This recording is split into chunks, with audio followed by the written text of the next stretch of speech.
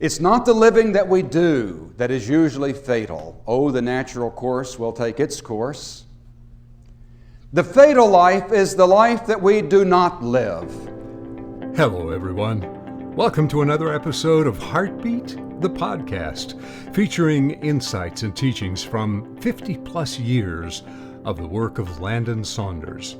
Today, we return to Miami, Florida, for an excerpt from the final night of Landon's community workshop, where he is exploring the question, how do we keep from simply marking time, and in the process, miss our life? How not to miss your life.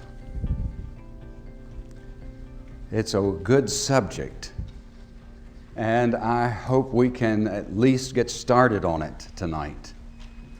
How to live that good life, how not to miss, how to know that I've really lived.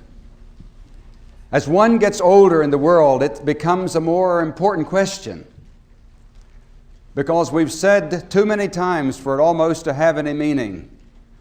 It's over so quickly. It seems like we just get started, and then we're counting down the time. And yet, if there's life in us, there's always time. Always time not only for life, but for a good life, a full life, a rich life. And as Carl Jung reminded us, the only problem children really have is the unlived life of the parents. It is the unlived life. It's the life that we're missing, and we know it. It is the life that we're missing, and that because we know something is missing, it leaves us adrift in loneliness and despair, leaves us in depression, leaves us with all these resentments and all these jealousies and all these disappointments and all this emptiness that can be a part of the human experience. How can I live my whole life, my whole experience? And so I want to begin with a teaching story. And of all the stories I tell, this is one of my most favorite stories. I would remind you that it is a teaching story, and that means that it is a living story. And that means that it is a story that is not to be gotten in the telling, that when I'm through with it, I don't want you to think, well, I got that. It's not that kind of story, as I think you will see. But it's a story that I want you to tell. I hope you remember it well enough tonight that you can tell it to any family members who did not come. I hope it's a story that you'll repeat in every remaining decade of your life. It's the story of a young man who came to the old wise teacher, and he was very distressed. And he said, "Oh, teacher, I hate the world. I despise the world. There's so much pain, there's so much suffering in the world that I hate the world. I loathe it. I despise it. Please, please, will you tell me how to live in this world?" The old teacher looked at the distraught young man deeply into his eyes and said, "I don't think I can tell you anything." "Oh, but you must. You don't know how distressful I'm finding life. I want to live. But life has so many disappointments, and there are so many trials, and even I have already suffered so much. I hate the world. Please tell me how to live in the world." And the old teacher said, "Well, I'll tell you, but I don't know if you'll do it. I want you to go, and for 1 year, you may not do anything that you do not enjoy. Nothing. If you're walking down the street and you're not enjoying it, you must sit down. If you're working and you're not enjoying it, you must stop immediately. If you're with friends and not enjoying it, you must dismiss yourself. That the only thing you may not do is those things you do not enjoy. When you realize you're not enjoying it, you must stop immediately." The young man said, "Nobody can do that. I couldn't get through a day. I couldn't get through a week. You know, no one can do that." And the old teacher said, "I didn't think I could tell you anything." And the young man left. And after a year, he returned. Landon will return with the conclusion of his story in less than a moment. But right now, Friends of Heartbeat want to invite you to subscribe to the weekly email Joyful Jumpstart. It's free, arrives in your inbox every Monday, and provides an encouraging perspective for the coming days. To receive your free subscription, simply sign up at thisisheartbeat.com. Now let's get back to Landon for the end of the story. And when he returned, there was a great smile on his face, a lot of joyousness in his eyes, and the old man knew that he had understood what he had told him. And he put his hand on his shoulder and said, "Now, my son, go, and perhaps you can be of some use to the world." What would happen in the United States of America if suddenly the 250 million people stopped doing anything they didn't enjoy? What would happen in the political? What would happen in the work world?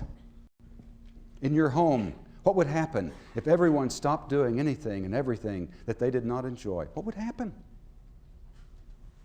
What would happen in your life if you didn't do anything that you didn't enjoy? Now, like I said, that's a teaching story. And you get it only as you repeat it.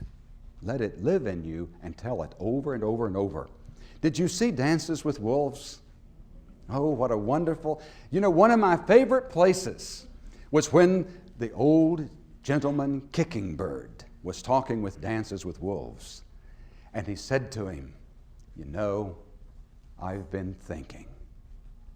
Of all the trails there are in this world, there is one that matters most. It is the trail of a true human being. I believe you are on that trail, and it is good to see." Isn't that the truth? Of all the trails in this world, the one that matters most is the trail of a true human being.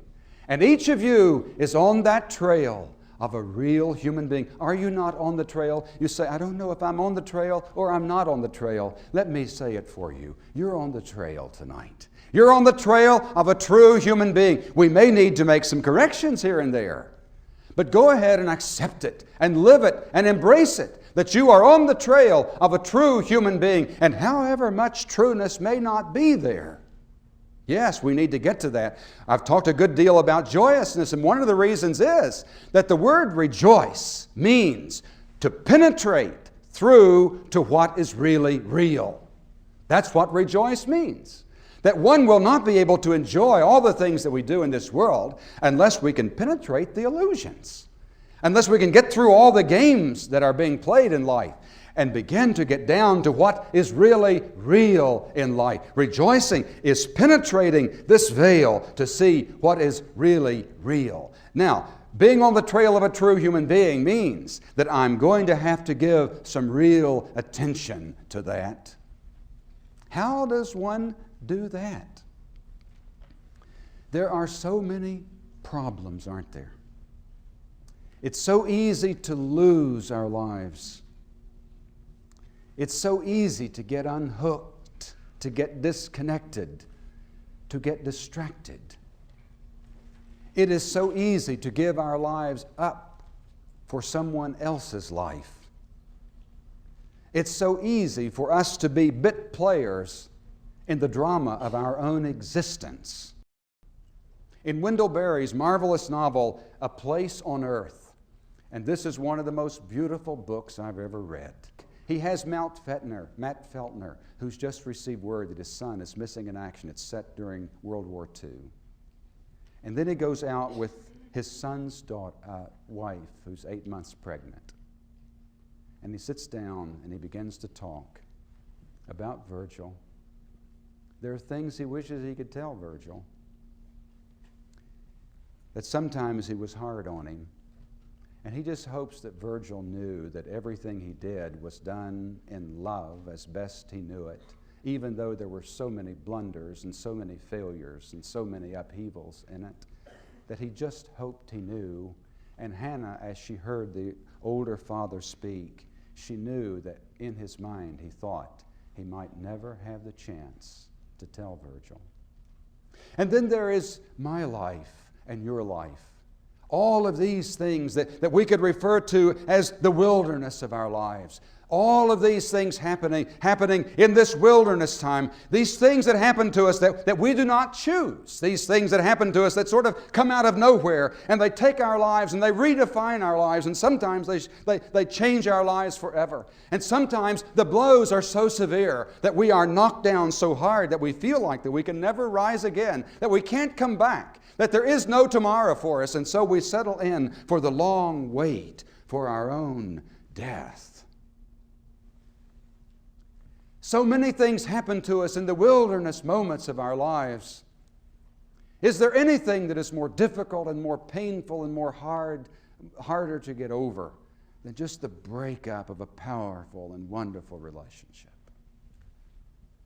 But when it happens, you can't lose your life. There are people all over this city who have lost their jobs. And somehow that threatens everything that we've ever counted dear to our lives. It threatens who we are. It threatens our sense of worth, our sense of value. It threatens relationships. It can threaten our families. It can threaten our marriages. It can threaten our children. There's something tremendously upheaving about the loss of a job. Oh, and the wilderness presses in, and we wonder, where is the trail? Where is the way out? Is this what I was born to be? Is this what I was born to experience? We have physical ailments. I've been through back surgery and heart attack and open heart surgery. The other day even had to have a hernia repaired. You can't even get any sympathy for that one. You know, if it's something major, it hurts worse than some of the others. But you can't even get any sympathy for that. The things that strike us down in the midst of our years. How we deal with all of these things. The wildernesses of our lives. Some of us have to deal with so much depression. And you wonder, will the Black Death ever leave? Oh, life can do such numbers on us. And we lose our sense of direction, and we lose our way and the trail of the true human being. And then we talk about, you may do nothing that you do not enjoy. Where does it all fit? How do I not miss my own life? I saw in something written a few days ago, Ingmar Bergman, the filmmaker, confessed to a friend, I'm about to lose my joy. I can feel it physically. It's running out. I'm just drying up inside. And then I recalled the words of Johann Sebastian Bach, who discovered that his wife and two of their children had died while he was away on a trip. And he sits down in the dampness and cold of his room and writes in his journal, Dear Lord, may my joy not leave me. And in his autobiography, Bergman wrote, all through my conscious life, I lived with what Bach calls his joy. It carried me through crisis and misery and functioned as faithfully as my heart, sometimes overwhelming and difficult to handle, but never antagonistic or destructive. Bach called this state his joy. On behalf of the friends of Heartbeat who make this podcast possible, we're so grateful that you joined us today. Here's a reminder that a new episode drops every couple of weeks. And if you appreciate Landon's content, we hope that you'll follow or subscribe, rate, and comment wherever you get your podcasts. Interacting in this way helps broaden the reach of every episode. Until next time, when we'll pick up with this question of how do we keep from missing our life? This is Heartbeat, the podcast.